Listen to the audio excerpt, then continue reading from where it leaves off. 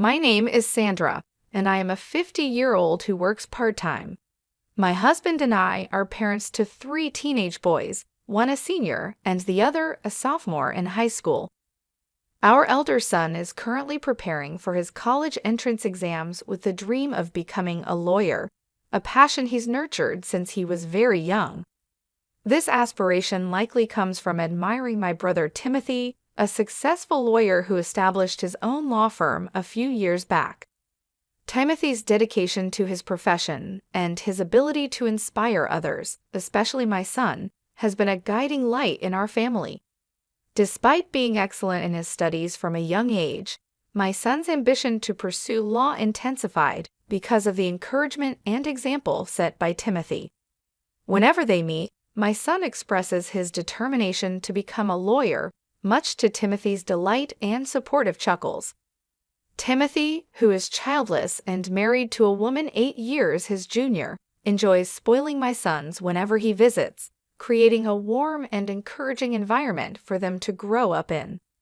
Despite Timothy's wife being somewhat of an enigma to us, she's known for her eccentric personality, and rarely visits our home. We've had minimal interaction with her.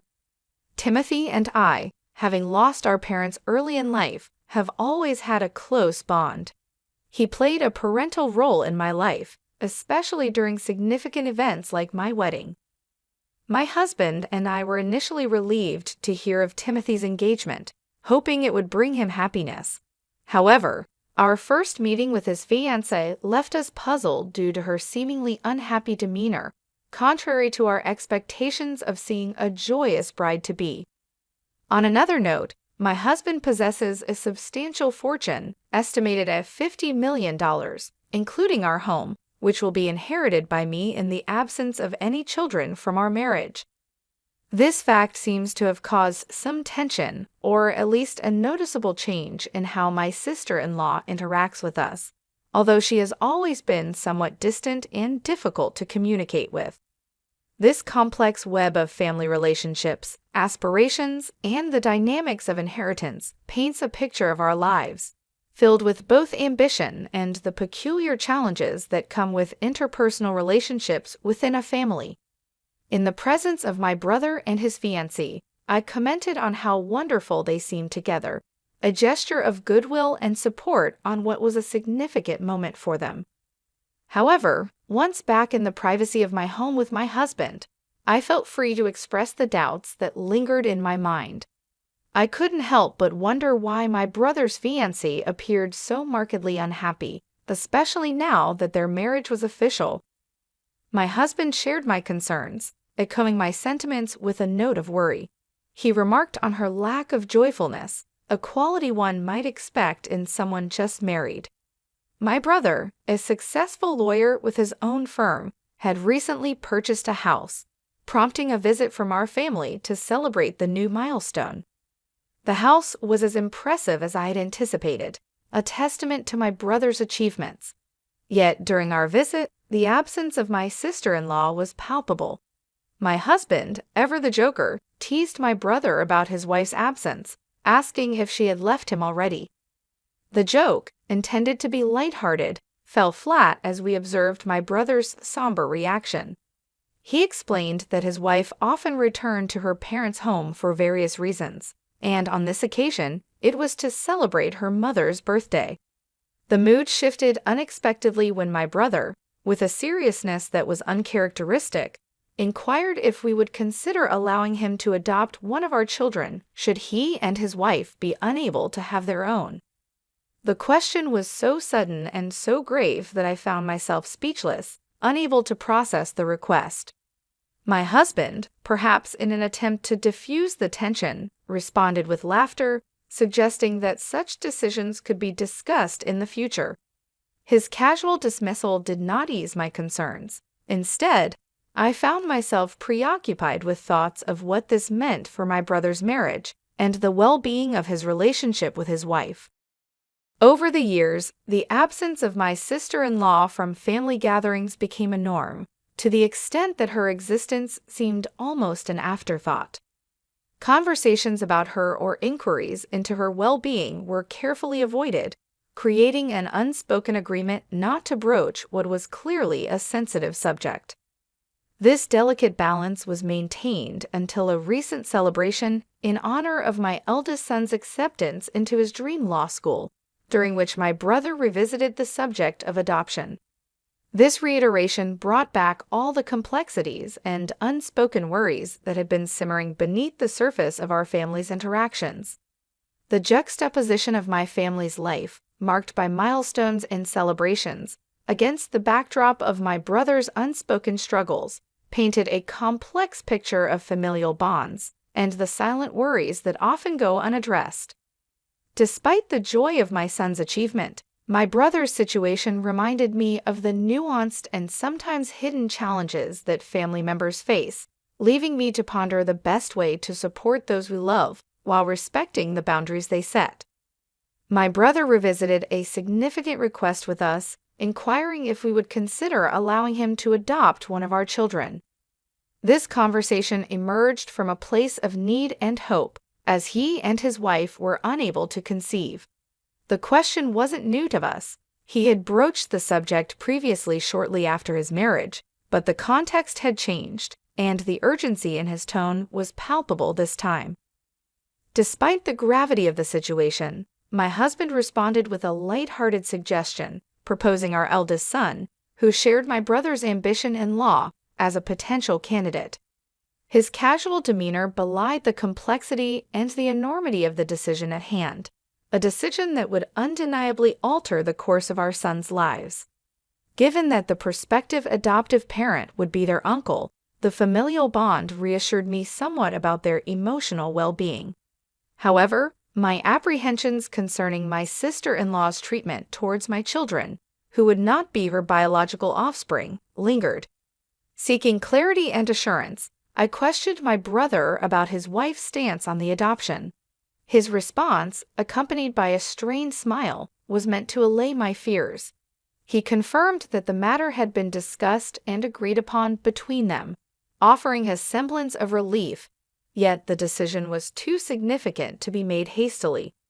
I resolved to engage my sons in this conversation, considering they were of high school age and capable of understanding the implications of such a life-altering choice. The matter was left to be deliberated further, with no immediate conclusions drawn. However, the situation took an unexpected turn a few days later when I received a distressing call from my brother's law firm, informing me of his sudden collapse due to a stroke. Upon arriving at the hospital, I was greeted by his colleagues, whose faces were etched with concern. They informed me that they had been unable to contact my sister-in-law. Attempts to reach her through the landline were futile, and without her mobile number, I felt at a loss. It wasn't until my husband and younger son joined me that we discovered a smartphone among my brother's personal effects, which provided us with the means to contact her. The call was initially met with hostility, as she mistook me for someone else and threatened legal action. It was only when I identified myself and explained the circumstances of my brother's hospitalization that her demeanor shifted from aggressive to apologetic. Yet her reaction to the news of my brother's condition struck me as peculiarly upbeat, a reaction that seemed incongruous with the gravity of the situation. This interaction added another layer of complexity to my already conflicted feelings about the proposed adoption and the dynamics within my brother's family. The incident underscored the delicate nature of family relationships and the unforeseen challenges that often accompany them, leaving me to navigate these turbulent waters with great care and consideration for all involved. When I reached out to my sister-in-law to inform her about my brother's hospitalization, her response was chillingly indifferent. She claimed she was too busy to visit the hospital and requested to be updated on any developments, abruptly ending the call. This reaction left me perplexed and slightly dismayed, questioning what could possibly be more pressing than her husband's critical health situation. It became evident that we couldn't count on her support, compelling us to take matters into our own hands regarding my brother's care. In the days following, my family and I rallied to provide the support my brother needed. My eldest son, having recently completed his university entrance exams and enjoying a period of relaxation, took it upon himself to visit my brother daily, acting as our family's representative. Despite our hopes and prayers, my brother remained in a critical, unconscious state with no signs of improvement. Throughout this entire ordeal, my sister-in-law remained conspicuously absent. She neither visited nor inquired about his condition. Approximately a week after my brother was admitted to the hospital, I initiated another call to my sister-in-law, hoping for a change in her attitude. However, her response was as shocking as it was heartless. She answered the phone with a tone of gleeful anticipation, asking, "What's the matter? Did he die?" Her blatant insensitivity and lack of empathy were staggering. When I questioned her absence at the hospital, she retorted dismissively, claiming her presence would make no difference to my brother's condition. Her indifference infuriated me to such an extent that I ended the call, feeling both enraged and helpless. This series of interactions led me to reflect on my brother's earlier proposal to adopt one of my sons. It dawned on me that perhaps his suggestion was rooted in a deep-seated concern for his legacy and a recognition of the strained dynamics within his own marriage. Their union, brokered by a marriage counseling agency, now appeared to me in a different light. I speculated whether my sister-in-law's motivations for marrying my brother were influenced more by his profession and financial stability than by love or companionship. This realization only added to my growing resentment towards her. Discussing these developments with my husband, he presented a bleak but realistic perspective. Should anything happen to my brother, his wife would stand to inherit everything, given the absence of any children. This stark reality brought new weight to my brother's interest in adoption, suggesting it might have been a contemplative step towards securing his legacy and ensuring his assets remained within the family. When I broached the subject of adoption with my sons, their reactions were unexpectedly varied. My younger son, devoid of any immediate aspirations or goals, surprisingly expressed willingness to be adopted, perceiving it as an opportunity for an easier life under the care of my brother. This stood in stark contrast to my older son, whom I had assumed would be more inclined towards the idea, especially considering his admiration for my brother. This divergence in their responses left me contemplating the complexities of family dynamics, the impact of legacy, and the unforeseen consequences of our choices on the bonds that hold us together. My oldest son didn't want to be adopted because he felt it was his duty to take care of us, his parents. I was happy to hear this, but also felt that he would have been the perfect choice for adoption by my brother, who was a lawyer and needed someone to continue his legacy. Unfortunately, I couldn't go through with the adoption since my brother was unconscious, and I didn't want his wealth, but definitely didn't want his property going to my sister-in-law, who seemed to be waiting for him to pass away. Sadly, my brother never got better and passed away a few days later. I had to call my sister-in-law to discuss the funeral arrangements. Her response was cold. She said she didn't want to be involved in any way and hung up quickly. My husband and I, with help from the law firm staff, organized the funeral. Despite the firm's uncertain future, we learned my brother had made arrangements for its continued operation. The funeral showed how respected my brother was, with many people from various fields attending and sending flowers. This made us realize once again how great he was. My younger son felt regret for not being adopted, especially seeing the influential people who came to pay their respects. He didn't realize how amazing his uncle was. I was a pallbearer at the funeral, but nobody asked why my sister-in-law wasn't there, and her absence went unmentioned. It seemed like we were the only ones who knew about their marriage. They had skipped a wedding ceremony and went straight to their honeymoon, which might be why even some relatives were unaware. After the funeral, we invited everyone to my brother's house to thank them and share a meal. Just as we were reflecting on our loss, my sister-in-law showed up in a bright pink coat, drawing attention. It was a difficult time, filled with mixed emotions, from pride in my brother's accomplishments to sadness over his passing and frustration with the unresolved issues he left behind. When my sister-in-law arrived at the end of the funeral, she announced loudly that she would inherit my brother's $50 million estate and house, as they had no children. Her declaration was met with laughter from my brother's coworkers, confusing everyone. She demanded to know why they were laughing, calling them rude. One lawyer then revealed that she and my brother were officially divorced, and that the divorce settlement had been finalized the day before he fell ill. This news shocked everyone, especially when it became clear she was expecting to inherit despite the divorce. As the discussion unfolded, it was revealed that she was supposed to pay alimony because her affair had caused the divorce. She protested, claiming she had no one to pay alimony to, but the lawyers corrected her, stating that as my brother's sole inheritor, I would be the one to receive it. It was a moment of realization for me and her. The rules of inheritance were not in her favor. She tried to argue that she should still get half of the estate now that the divorce was settled. However, a lawyer pointed out that my brother had already compensated her during the divorce, and that the house, purchased before their marriage, was not subject to division.